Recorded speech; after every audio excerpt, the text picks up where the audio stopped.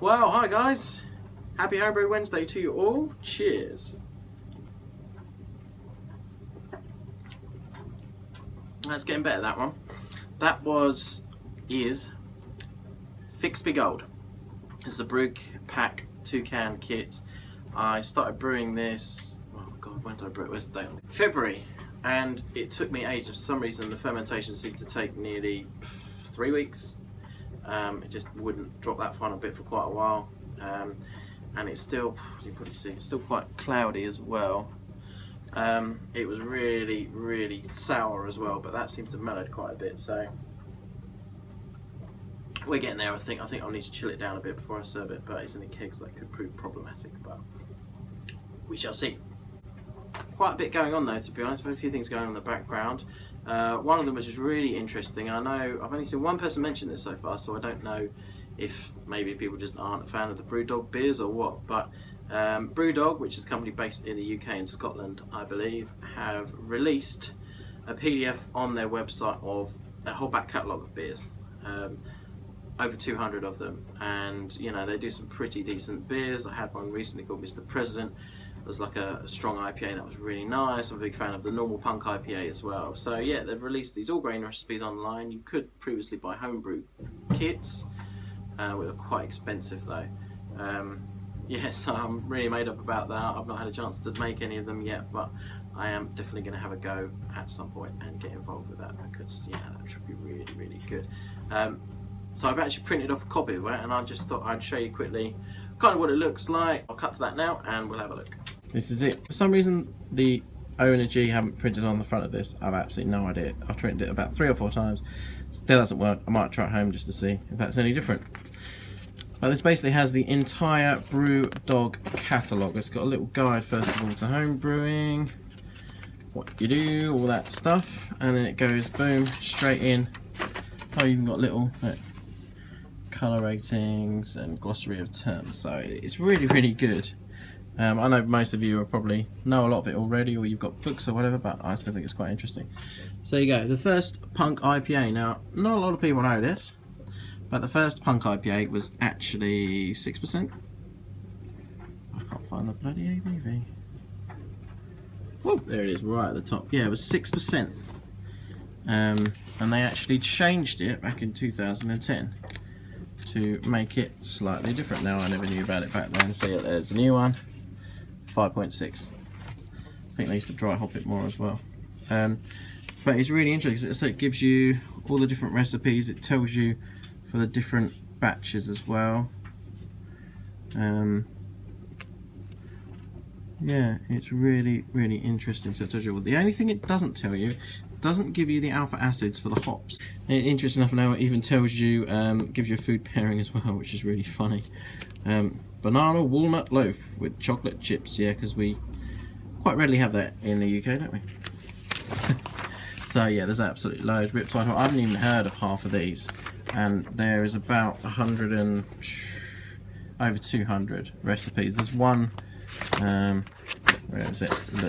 This is one I would definitely want to try at some point. Tactical Nuclear Penguin, 32%. Look at that OG. That is mental.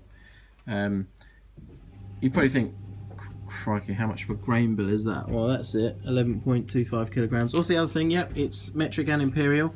So you guys in America can brew in your home measurements if you fancy it. So it tells you mash temperature and everything. All this stuff that they had at the end, but they said apparently interestingly the alcohol level was achieved using a domestic freezer container with a tap close to the bottom. You can run the unfrozen concentrated beer from under the ice top. You may have to do this 3 or 4 times. Sounds like a bit of a faff, but I'd be interested just to brew it, see what comes out originally, and maybe freeze a bit to try and get that ABV. But I don't know, it just seems a bit of a waste of all that beer, really. Even got a Movember moustache beer. So yeah, given the fact that I can't believe that they've done this, it's amazing. It's going to take a while, and you know, a lot of these recipes are very hop heavy, as you can imagine, but I would definitely want to give a go making an IPA, Punk IPA, at some point. So that is that, and I've got this lovely little folder as well that I put it in and chuck it back in my brewing rack of delight. Okay, so that's pretty cool. another thing I've got is a couple more homebrew kits. I've still got 1, 2, 3, I've got 3 homebrew kits all ready to put on. I really need to crack on this weekend and stick a couple on, as well as all grain to do. But I've got 2 other kits, both ones I'm really excited about. So let's go have a look. So the first of my new toys is, I'm not going to attempt to pronounce what it says at the top. I will go for it. Oberschleiser Brauerei German Schwarzbier. For those who've never had one of these, I've been looking for a kit for a Schwarzbier for ages. Years ago, I kind of made my own one by adding dark spray malt to a normal lager kit.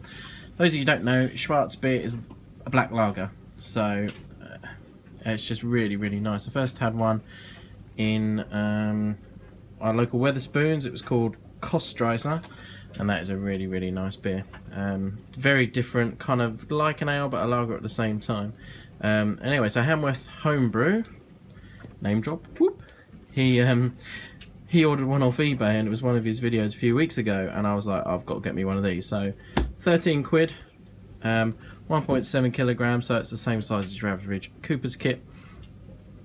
And yeah, I'm really looking forward to it. The only thing I'm not sure what to do is whether to brew it with sugar, literally just sugar, or maybe some malt extract. In which case we'll go for dark or light, because I don't know, is it going to be too much with dark, but is it going to dilute it if it's light? So who knows, I'll have a think about that. Hanworth, don't know what you did, maybe let me know, mate. So the next one is, and this is something I wasn't expecting to see, Rebel Brewing Company. Now I don't know how to pronounce this, it's Welsh. I say Quitch, but I've no idea. As you can see here, this was the champion beer of Britain 2015. Now myself and Hamworth Homebrew, sorry I just keep mentioning him today, don't I? But hey ho, we went to the Great British Beer Festival last year. This was the champion beer, as they said. It won in 2 categories and was the overall champion of the festival. We had to queue up for about 15 minutes so we could try a third of it, and it was lovely. Really, really nice. So the fact that they've done a beer kit already is quite incredible. So we'll have a little look. It's a 2-can kit, as you probably guessed from the size of the package. Woohoo! It's got 36 pint kit as well, so it's got all these really detailed instructions. I love the artwork on there. It's a little section for your notes, this weird little hoodied bear thing. So you've got 2 cans. Now, interestingly enough, it has 2 sachets of yeast. I have no idea why they do that, but there you go. So that's kind of double the amount you'd normally get, which is weird. And then you have 4 bumper packs of hops. We got 30 grams of Columbus, 28 grams of Citra. I love Citra hops. 30 grams of Columbus again, and I'm guessing another 28 of Citra. Yes. Now I believe that you add 1 lot in when you're brewing. There we go. Let's have a look, shall we? Yes. So you put the hops in. You put half of the hops in, so 1 sachet of each hop. There you go. And put in the boiling water. So you do that when you're originally putting together the wort. And the next one, here we go. After 4 days of fermentation, you add the sachets of hops in, the other 2 sachets in. There you go. I'm going to try and do this weekend, because I really, really want to know how this comes out. Very, very excited. If it's half as good as it was at the show, I will be very happy indeed. Oh yes. Yeah, so I've got plenty to keep me occupied anyway. I'm really looking forward to that Quitch one though. I'm really interested to see how that turns out.